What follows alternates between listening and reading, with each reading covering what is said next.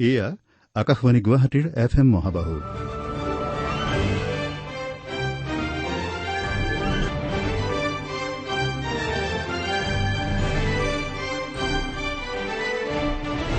এতিয়া নিবেদন কৰা হৈছে স্বাস্থ্য সম্পৰ্কীয় অনুষ্ঠান নিদান।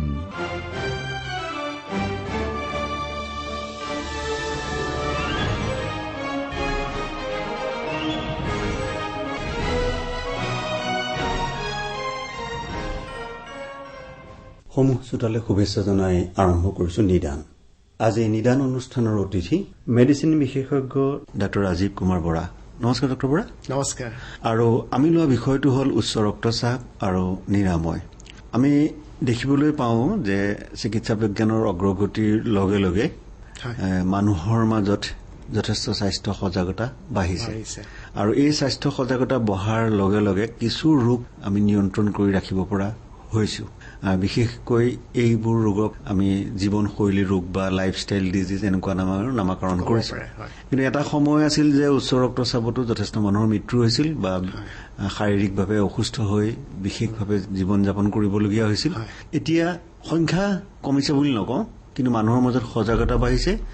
আৰু সজাগতা বঢ়াৰ কাৰণে কিছু প্ৰতিকাৰ বা প্ৰতিৰোধ কৰি ৰাখিব পাৰিছে। আগতে ধৰি লওক বহুত মানুহে জানে মোৰ প্ৰেছাৰ আছে, হাই ব্লাড প্ৰেছাৰ আছে, তথাপিও ক'ব নে কিছুমানে ধৰি লওক গৰ্ব কৰিয়ে কয় যে নাই মোৰ 200 আছে, ওপৰত তলত থাকে 100, মই একো ফিলেই নকৰো, গতিকে মোৰ সেইটোৱে। গতিকে ঔষধটো পিছৰ কথা, নিমখ কমাই খোৱা সেইটো কামো নকৰিছিলে। কিন্তু নহয়, আজিকালি মানুহখিনি যথেষ্ট হেল্থ কনচিয়াছ, সজাগতা বহুত বেছি, সজাগতা বাঢ়িছে। গতিকে এই সজাগতা আৰু ৰোগটোনো কি কাৰণে হয় আৰু ৰোগটো প্ৰতিৰোধ কেনেকৈ কৰি ৰাখিব পাৰি আৰু উচ্চ ৰক্তচাপনো কি, প্ৰথমতে এই বিষয়ৰ পৰা আৰম্ভ কৰোঁ যে উচ্চ ৰক্তচাপ বুলি ক'লে বা ৰক্তচাপনো কিয় থাকিব লাগে, এই কথাখিনিৰ পৰা আৰম্ভ কৰিব বিচাৰিছো। প্ৰথম ক'ব গ'লে চাওক, আমি যিটো ব্লাড প্ৰেছাৰটোতো থাকিবই লাগিব ব্লাডৰ, মানে তেতিয়াহে আল্টিমেটলি আপুনি যেতিয়া থিয় হৈ থাকে, প্ৰেছাৰ নাথাকিলে সেইটো ব্লাড গৈ পেলাই ব্ৰেইনত সোমাব নোৱাৰিব। সোমাব নোৱাৰিলে ব্লাডতে আপোনাৰ যি খোৱা বস্তু মানে গ্লুক'জখিনিয়ে কওক, অক্সিজেনে কওক, সেইটোতো ব্লাডে কেৰি কৰে। এতিয়া যেতিয়ালৈকে আপোনাৰ ব্লাড প্ৰেছাৰটো ছেটিছফেক্টৰী লেভেলত নাথাকিব, যিখিনি দৰকাৰ হয়, তেতিয়ালৈকে আপোনাৰ ব্ৰেইনত নোসোমাব। গতিকে যিখিনি মানুহৰ, কিছুমান মানুহ থাকে সাধাৰণতে ল' প্ৰেছাৰ থাকে, বহুতৰ ধৰি লওক খোৱা বেয়া কাৰণে বা কিবা স্বাস্থ্যৰ কাৰণেই হ'ব পাৰে। সেই তেনেকুৱা মানুহক চাব, আপুনি যদি অলপ সময় থিয় হৈ থাকে বা 2 মিনিট 4 মিনিট থিয় হৈ থাকে, মূৰ ঘূৰোৱা আৰম্ভ কৰে বা চকুৰ আগত আন্ধাৰ দেখে, সেইটো সাধাৰণতে কম ৰক্তচাপৰ চাইন এটা। গতিকে সেইকাৰণে ক'ব গ'লে আমাৰ নৰ্মেল এটা ব্লাড প্ৰেছাৰ মিনিমাম এটা থাকিব লাগিব। সাধাৰণতে আমি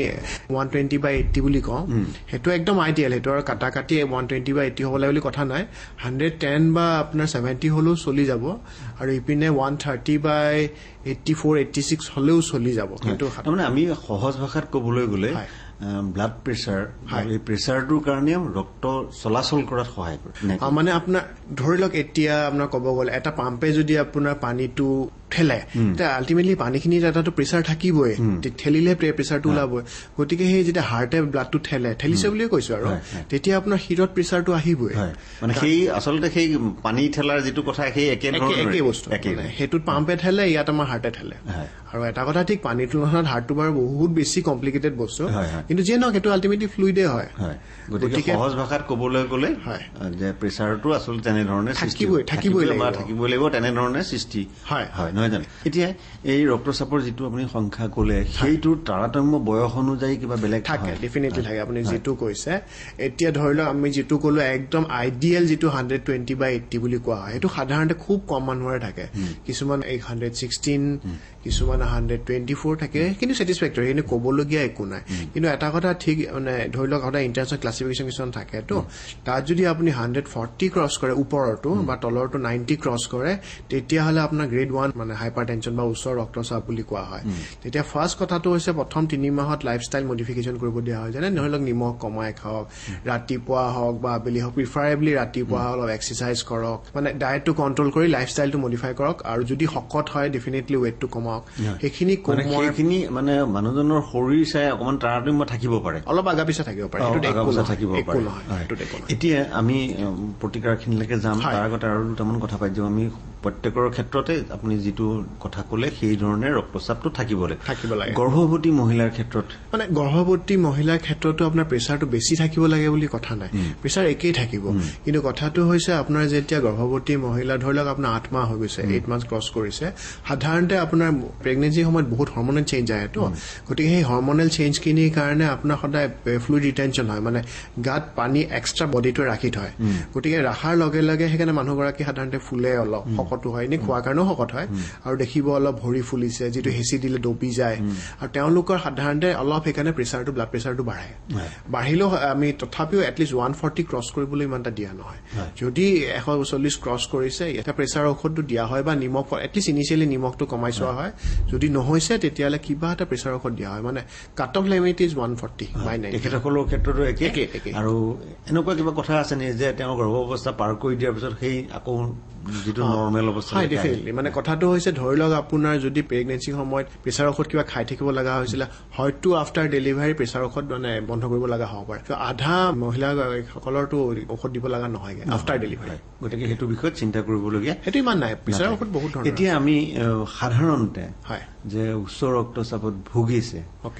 এই কথাটো কেনেধৰণে গম পাব এটা ক'বলৈ এইটো খুব দিগদাৰ মই যিটো অলপ আগতেও ক'লো যে বহুত মানুহ আছে ক'ব বোলে নাই মোৰতো 200 আছে তলত 100 থাকে মই একো গমেই নাপাওঁ ইয়াছ এইটো হয় যে আপোনাৰ ধৰি লওক 140 বা ক্ৰছ কৰি জাষ্ট গৈছে 150 আছে হয়তো একো ফিল নকৰিবও পাৰে গতিকে আইডিয়েলি আমি এইটোৱে কওঁ যে আপুনি এটলিষ্ট বছৰটোত এবাৰকে হ'লেও প্ৰেছাৰটো জোখাটো ভাল কাৰণ আজিকালি লাইফত বহুত ষ্ট্ৰেছ আছে টেনশ্যন আছে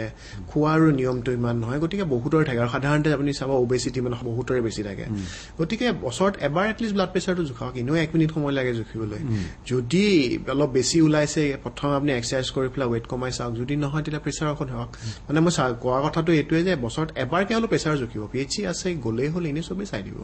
সাধাৰণ কথা গতিকে চালেই হ'ল আৰু মানে এবাৰ চাব লাগে মানে সেইটো কিমান বয়সৰ পৰা অভ্যাস কৰা ভাল যদি আপোনাৰ ধৰি লওক ফেমিলি হিষ্ট্ৰী আছে মাক দেউতাক দুইজনৰে আছে তেতিয়া 30 বছৰৰ পৰা ইয়াৰলি চাওক আৰু কিন্তু কথাটো হৈছে যে ল'ৰা বা ছোৱালী দুজনে হওক এই শকতো হয় আৰু মাক দেউতাকৰ প্ৰেছাৰ আছে তেতিয়া আইডিয়েলি আপুনি 20 বছৰৰ পৰা গৈ সেইটো মানে বয়স লৈ পেলাই ইমান সাংঘাতিক কাট অফ নাই তথাপিও আমি 30 বছৰ বুলি ক'লে 30 বছৰৰ পৰা এটলিষ্ট ডেইলি চোৱাটো ভাল মাক দেউতাক পৰিয়ালৰ ক্ষেত্ৰত যদি আছে দেউতাক মাকৰ বা তেনেকুৱা ফেমিলি হিষ্ট্ৰী আছে তেওঁলোকে অকণমান আগৰ পৰা চোৱা ভাল বাকীখিনিয়ে এটলিষ্ট 30 বছৰ বয়সত বোলে ক্ষীণ মাক দেউতাকো ক্ষীণ প্ৰেছাৰৰ একো প্ৰব্লেম নাই 30 বছৰ পিছৰ পৰা কৰিলে হ'ল এনেই আগতীয়াকে একো ধৰণৰ লক্ষণ তেওঁলোকে নাপাবও পাৰে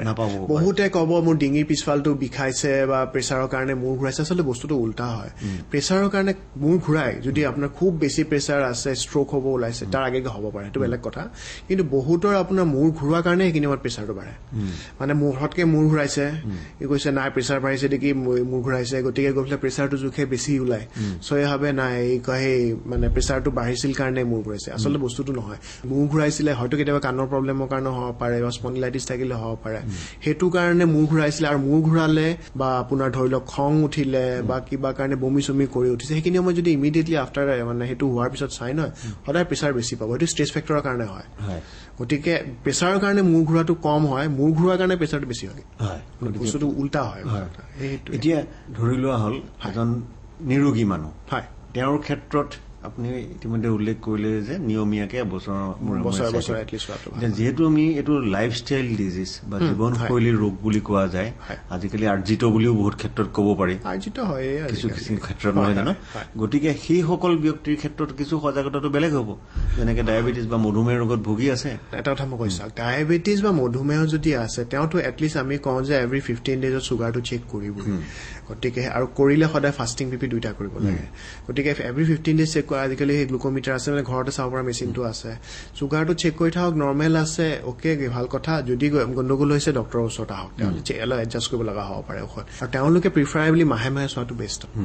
আৰু যদি প্ৰেছাৰ আছে ধৰি লওক আপোনাৰ প্ৰেছাৰ ঔষধটো সলাইছে বা বঢ়াইছে পাৱাৰটো তেতিয়াহ'লে এটলিষ্ট এই নতুন ঔষধটো আৰম্ভ কৰা এসপ্তাহ পিছত আকৌ চেক কৰক যদি প্ৰেছাৰটো নৰ্মেল হৈ গৈছে তেতিয়াহ'লে সেইটো ঔষধ চলি থাকক মাহে মাহে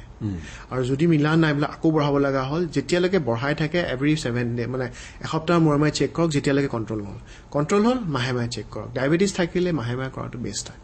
উপকৃত হ'ব বা তেওঁৰ নিয়মেই যিটো সেইটো তেওঁ বান্ধি লোৱা নিয়ম এইটো কৰিবই লাগিব আৰু আজিকালি ক'ব গ'লে চাওক বহুতে ধৰি লওক আমি এতিয়া ক'লো যে PHCত গৈ পেলাই কৰিব লাগে আজিকালি মেচিনো আছে আৰু গতিকে আপুনি ঘৰত বহি পেলাইও কৰিব পাৰে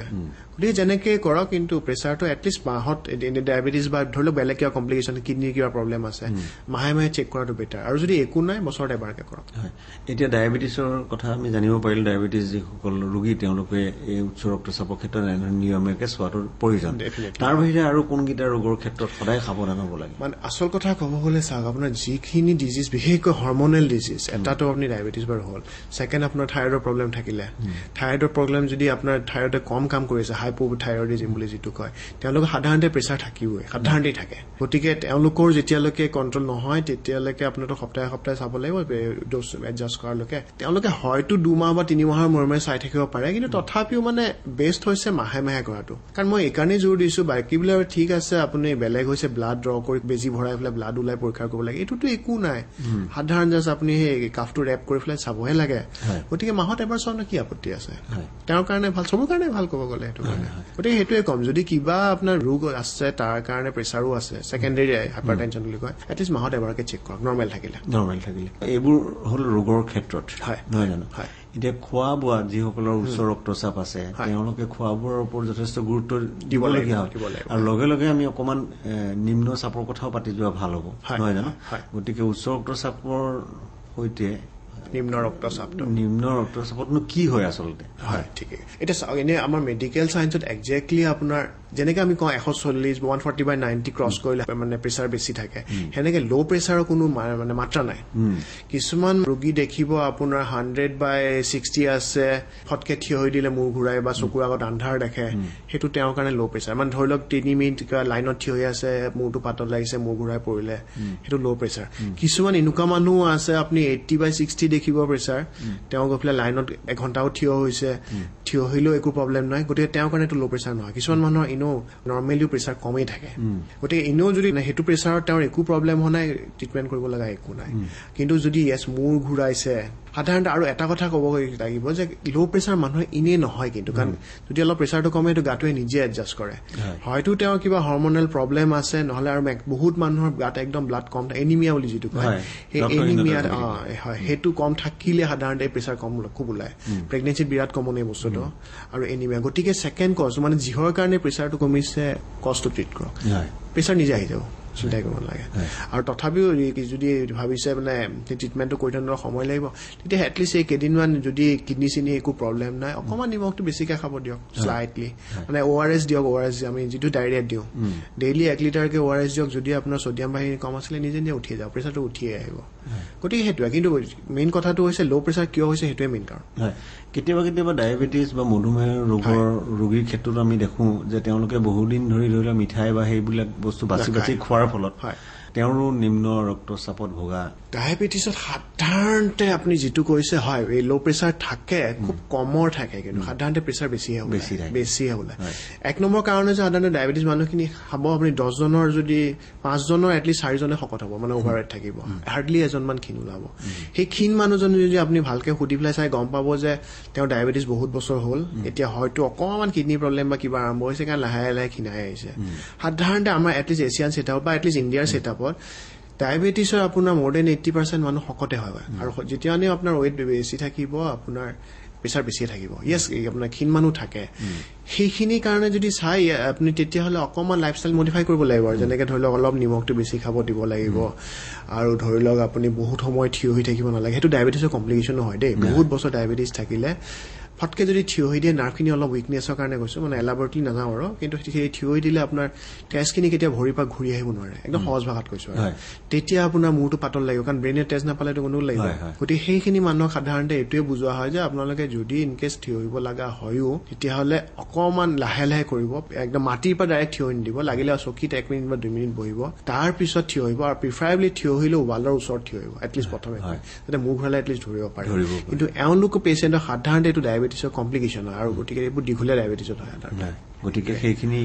কথা চিকিৎসকৰ পৰামৰ্শ মতে যিহেতু পৰামৰ্শ মতে কৰিব লাগিব গতিকে আৰু তেওঁ নিশ্চয় চিকিৎসকৰ ওচৰলৈ মধুমেহ ৰোগ থাকিলে যাই থাকিব লাগিব আমি দেখা পাওঁ উচ্চ ৰক্তচাপৰ কাৰণে বহুত ব্যক্তি হাৰ্ট এটেক সন্মুখীন হ'বলগীয়া হয় আৰু তেতিয়া কি কৰিব পাৰে বা তেওঁ নিয়ন্ত্ৰণ কৰি ৰাখোতে সেই অৱস্থালৈ নাযাবৰ কাৰণে কি কথা মনত ৰাখিব লাগে খালি মই এতিয়া এটা প্ৰথম কথা ক'ব কৈছে আপুনি ধৰি লওক এই হাই প্ৰেছাৰৰ কাৰণে যিটো কৈছে হাৰ্ট এটেক বুলি হাৰ্ট এটেক হয় নোহোৱা নহয় কিন্তু তাতকে আপোনাৰ বেছি কমন এই ব্ৰেইন ষ্ট্ৰোকটো হয় ষ্ট্ৰোক হয় বহুতে ব্ৰেইন এটেকো কয় কিন্তু মোটাই ষ্ট্ৰোক যিটো আৰু সাধাৰণতে আপোনাৰ সেই ষ্ট্ৰোক হোৱা পেচেণ্টখিনি যে চাই নহয় আপুনি এটলিষ্ট 10ৰ ভিতৰত 9 নকলেও 8জনৰতো আপোনাৰ প্ৰেছাৰ বেছি থাকে গতিকে তেওঁ হয়তো যদি সেই প্ৰেছাৰটো আগৰ পৰা কণ্ট্ৰল কৰি ৰাখিলে বিশেষকৈ শিৰ ফাটা ষ্ট্ৰোকটো দেই এটা আছে শিৰ ব্লক হয় ব্লাড ব্লক হয় সেইটো এটা ষ্ট্ৰোক আৰু এটা আছে শিৰ মানে ফাটি গৈ পেলাই ব্লিডিং হৈ পেলাই ষ্ট্ৰোক হয় এই সাধাৰণতে শিৰ ফাটা ষ্ট্ৰোকটো আপুনি 10ৰ ভিতৰত 9 নহলেও 8জনৰতো আপুনি হাই প্ৰেছাৰ পাবই 2জনৰ নৰ্মেল প্ৰেছাৰটো হয় বাৰু এইটো বেলেগ কথা কিন্তু সেই তেখেতসকলৰ কাৰণে এইটোৱে ক'ব খোজে যে তেওঁলোকে হয়তো যদি আপুনি সদায় প্ৰেছাৰটো কণ্ট্ৰল কৰি ৰাখিলেহেঁতেন এইটো ষ্টেজ কেতিয়াও নাপালেহেঁতেন হ'বলগীয়া নহয় গতিকে সেই নিয়ন্ত্ৰণ কৰি ৰাখিবৰ কাৰণে তেওঁ খাদ্যাভ্যাস বা তেওঁৰ চলন ফুৰণ কি হ'ব লাগে সেই সম্পৰ্কে জনাব প্ৰথম কথা হৈছে আপুনি যদি প্ৰেছাৰ আছে প্ৰথম নিমখটোতো ডেফিনেটলি কমাই খাব লাগিব এক্সট্ৰা নিমখ যাতেতো কেতিয়াও নলয় বহুতে কেঁচা নিমখ যে খায় সেইটো যাতে কোনো পধ্যেই নহয় প্ৰথম কথা আৰু ছেকেণ্ড কথা আপোনাৰ যিমানে এই স্নেক্স ভুজিয়াই কওক বা চানা সেইবোৰ বহুত নিমখ থাকে তেলো থাকে চানাচুৰ জাতীয় বস্তু সেইখিনি বস্তু যিমান পাৰে তাইটো এভইড আৰু মানে এইবোৰ বাদ দিয়াই ভাল আৰু ছেকেণ্ড মষ্ট ইম্পৰ্টেণ্ট কথা হৈছে আপোনালোকে এক্সাৰচাইজ কৰক এক্সাৰচাইজ মানে এইটো নহয় যে আপুনি সদায় একদম দৌৰিবই লাগিব আপুনি ভালকে আসন কৰক কপাল ভাতি আছে এনেকুৱা বহুত আছে হ'লে আপুনি ৰেগুলাৰলি আসন কৰক বা ৰাতিপুৱা যদি আপুনি 1.5 কিলোমিটাৰ খোজকাঢ়ে আপ আৰু 1.5 কিলোমিটাৰ ডাউন মানে 3 কিলোমিটাৰ টোটেল খোজকাঢ়িলে খালি এটাই কথা ক'ব কৈছে ফুৰিব যোৱা টাইপ খোজকাঢ়িলে নহ'ব বোলে গৈছো আমুকৰ ঘৰত কি লাগিছে সেইবোৰ চাই গৈ থাকিলে নহ'ব আৰু মানে জোৰত খোজকাঢ়ক যাতে আপোনাৰ চাৰ্টটো ঘামত তিতে সেনেকে যদি আপুনি 3 কিলোমিটাৰ খোজকাঢ়ে হাৰ্ডলি 15 মিনিট বা 20 মিনিট সময় লাগিব সপ্তাহত 5 দিনকে কৰক যথেষ্ট কিন্তু ৰেগুলাৰ কৰিবলৈ আপুনি এটলিষ্ট 5 দিনকে কৰক অলপ যদি খুব ষ্ট্ৰেছফুল লাইফ আছে আপুনি ৰিলেক্সেশ্যনৰ কাৰণে গানে শুনে য়োগা কৰে আপোনাৰ কথা সেইটো কৰিলেই হ'ল আৰু নিমখ কমাই খাওক কিন্তু ৰেগুলাৰলি ব্লাড প্ৰেছাৰো চেক কৰিব আৰু মষ্ট ইম্পৰ্টেণ্ট কথা হৈছে এলকহল চিগাৰেট সেইটোতো বুজিছে আৰু সেইটো মানে প্ৰেছাৰ আৰু মদ্যপান সেইখিনিতো কথাটো হৈছে আমি একো প্ৰেছাৰ নাথাকিলেই মানা কৰো গতিকে এনেকুৱা প্ৰেছাৰ থাকিলে বা চুগাৰ থাকিলেতো আৰু দেখা দেখি বন্ধ কৰিব লাগিব মানে তেওঁলোকৰ কাৰণে ভাল গতিকে পৰিয়ালৰ কাৰণে তেওঁৰ কাৰণে সমাজৰ কাৰণেও ভাল গতিকে সেইখিনি বস্তু বন্ধ কৰিব লাগে সেইটোৱে কথা মাছ মাংসৰ ক্ষেত্ৰত মাছ মাংস একজেক্টলি বহুতে কয় বিশেষকৈ মাছতো ইমান একো প্ৰব্লেম নাই মাছত ইনো আচলতে আপোনাৰ কিছুমান ওমেগা 3 ফেটি এচিড থাকে বুলি কয় সেইটো আচলতে হাৰ্টৰ কাৰণে ভাল বেয়াটো পিছৰ কথা যদি বোলে ইউৰিক এচিডৰ প্ৰব্লেম আছে কলেষ্ট্ৰল বহুত বেছি আছে মাংসত যিমান পাৰে কমাই খাব পাৰিলে বেছি ভাল আৰু তথাপিও যদি খায়ো মানে ধৰি লওক মুৰ্গীটো খালে ইমান অপকাৰ নহয় যদি আপুনি ছাগলী খায় বেছি উপকাৰ হ'ব কম খালে সপ্তাহত আপুনি এদিন খালে আমি একো নকওঁ আৰু মাছ খাব পাৰে কিন্তু ইম্পৰ্টেণ্ট কথা হৈছে যদি যিমান পাৰে ডিমটো এগটো ট্ৰাই টু এভইড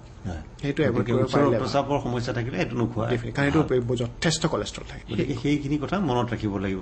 মানে খাদ্যাভ্যাসৰ সলনিৰ ক্ষেত্ৰত যথেষ্ট গুৰুত্ব দিব লাগিব নিয়মীয়াভাৱে প্ৰেছাৰ চেক কৰিব লাগিব ঔষধ যেনেধৰণে দিয়ে সেইধৰণে খাব লাগিব আৰু ঔষধৰ তাৰতম্য হ'ব পাৰে চিকিৎসকৰ পৰামৰ্শ মতে তাৰতম্যখিনি গ্ৰহণ কৰিব লাগিব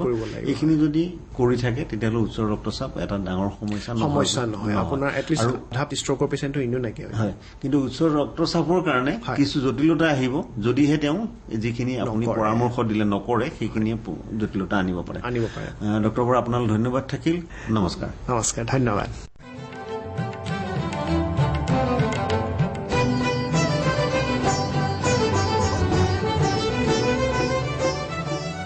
সেয়া আছিল মেডিচিন বিশেষজ্ঞ ডাক্তৰ ৰাজীৱ কুমাৰ বৰা তেখেতৰ সৈতে আলোচনা কৰা বিষয়টি আছিল উচ্চ ৰক্তচাপ আৰু নিৰাময়